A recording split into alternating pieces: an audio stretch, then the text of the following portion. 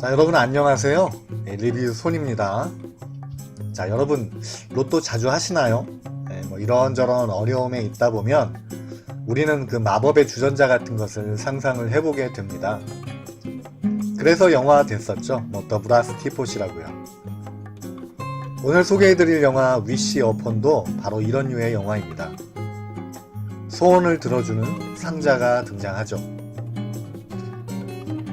영화는 오래된 영화 7가지 유혹과도 상당히 닮아 있습니다. 어두운 존재가 7가지 소원을 들어주고 그 대가를 요구하는 것이죠. 구조가 상당히 비슷합니다. 세상에는 공짜가 없다는 주제의식은 거의 비슷합니다. 여담인데 7가지 유혹은 그 엘리자베스 헐리의 매력이 지금까지도 기억이 나네요. 뭐 이런 악마라면은 저는 이렇게 답할 것 같아요. 이미 당신은 내 영혼을 가져갔는데 뭔 딜을 하시나요? 7가지 소원이요? 저기 먼저 같이 식사라도. 소원으로 유혹하셔야지 몸매로 유혹하시면 누님 곤란합니다. 이 몸매가 50대랍니다. 헐리 누님 화이팅. 자, 정신 차리고 영화 이야기로 다시 가도록 하겠습니다. 자, 영화 위시 어폰은 솔직히 식상한 스토리지만 여러분들이 그 반가운 배우들을 만날 수 있고요. 킬링 무비로 나름 괜찮습니다. 자, 소녀 이미지로 우리 관객에 익숙한 조이킹이 소녀소녀하고 숙녀숙녀한 이런 이미지로 영화 속에 나오고 있습니다. 자, 그리고 요즘 잘나가는 이기용도 만나보실 수가 있으세요. 근데 솔직히 저는 이 배우를 볼 때마다 이 사람이 생각이 납니다. 바로 오승환 선수. 안 닮았나요? 닮았는데. 자, 그럼 이제부터 영화 스토리텔링 감상해보시죠. 자, 악령의 상자야 영화 이야기를 오픈해보렴. 렛츠고! 망설이던 여성이 무언가를 버립니다. 뭘 버린 걸까요?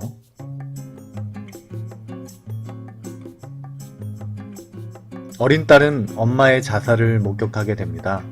트라우마를 안고 소녀는 시간이 흘러 성장하였습니다. 소녀는 쓰레기통을 뒤지는 가난한 아빠가 부끄럽습니다. 사춘기 때문에 그런 걸까요? 어느 날 아빠는 쓸만해 보이는 이상한 상자를 발견합니다. 그리고 아빠는 딸아이에게 선물하죠. 평소 자신을 못살게 구는 DC 문자에 화가 난 소녀 클레어는 소원이라 적힌 상자를 무심결에 붙잡고 DC가 썩었으면 좋겠다라고 소원을 빌게 됩니다. 그런데 저녁에 상자가 스스로 열리더니 음악이 흐릅니다. 클레어의 소원이 이루어졌습니다. DC의 발과 몸 곳곳이 썩어 문드러졌네요. 비명을 지르는 DC. 다음날 클레어는 애견이 죽어있는 것을 발견하게 됩니다.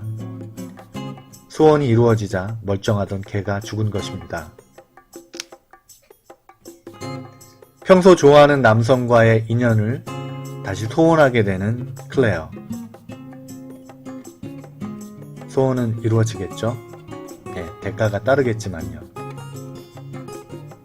와우, 바로 효과가 나타납니다. 네, 관심을 보이는 남자. 자, 소원이 이루어지자 저녁에 다시 상자가 열립니다. 그리고는 클레어 삼촌이 그만 죽고 맙니다. 이제 클레어는 삼촌의 유산을 상속하게 해달라고 소원을 빌게 됩니다. 예상대로 삼촌의 유산은 클레어에게 상속됩니다. 이제 클레어는 부자가 되었습니다. 클레어는 친구들과 부자로서의 삶을 만끽하게 됩니다.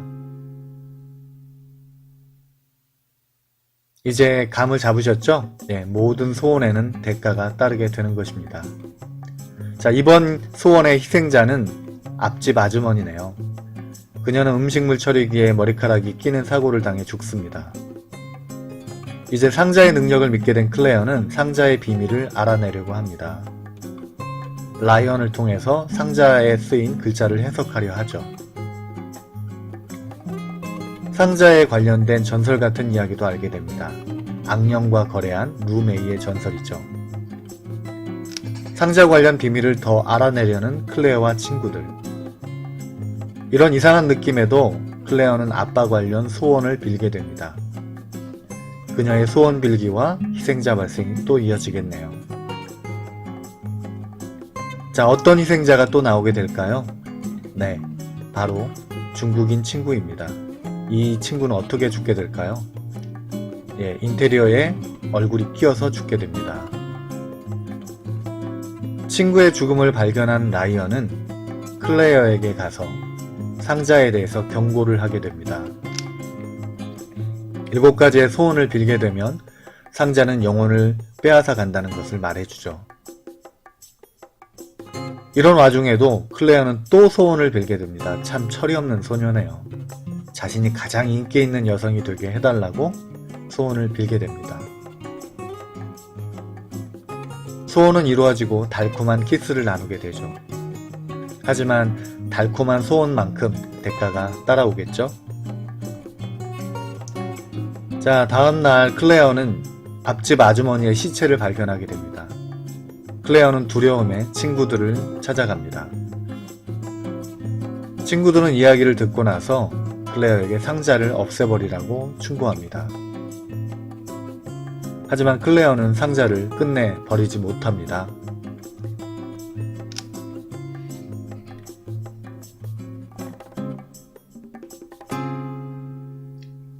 이제 절친까지 엘리베이터 사고로 죽게 됩니다.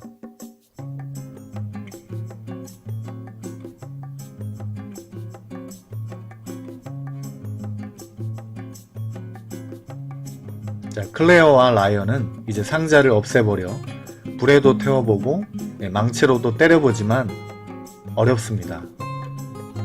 악령이 깃든 상자니까요. 그러다가 상자가 없어지게 됩니다. 누군가 상자를 가져간 것이죠. 상자가 없어지자 다시 클레어는 가난해집니다. 상자 이전으로 돌아가게 된 것이죠. 클레어는 다시 친구들에게 딸을 당하게 됩니다. 눈물을 흘리는 클레어. 그러던 와중에 클레어는 친구의 캐비넷에서 상자를 발견하게 됩니다. 친구가 상자를 가져간 것이죠. 욕망을 이기지 못한 클레어는 친구와 다툼을 벌이고 다시 상자를 빼앗아 옵니다.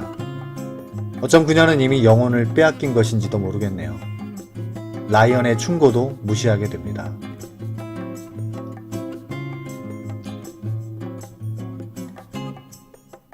이제 클레어는 소원으로 자살했던 엄마를 살려내게 됩니다. 소원대로 엄마는 돌아오죠. 하지만 클레어는 또 모르는 게 있었죠. 대가가 있다는 것을요. 자, 이번 소원의 대가는 누구일까요? 네, 바로 아버지가 희생자가 되고 맙니다.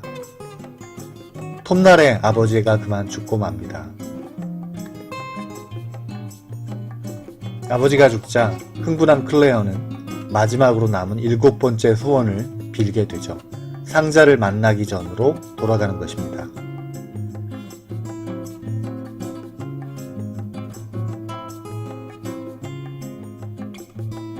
소원은 이루어집니다. 애견도 돌아왔네요. 자, 이제 클레어는 아버지와도 화해를 하고 아버지보다 먼저 상자를 얻기 위한 계획을 생각합니다. 그녀의 계획대로 상자를 먼저 얻는 데 성공한 클레어. 클레어는 라이언에게 찾아가 질문하지 말고 이것을 그냥 묻어달라고 부탁합니다. 이제 클레어의 계획대로 행복할 일만 남은 걸까요? 하지만 클레어는 이번에도 놓치고 있었습니다. 바로 소원에는 대가가 따른다는 것이죠.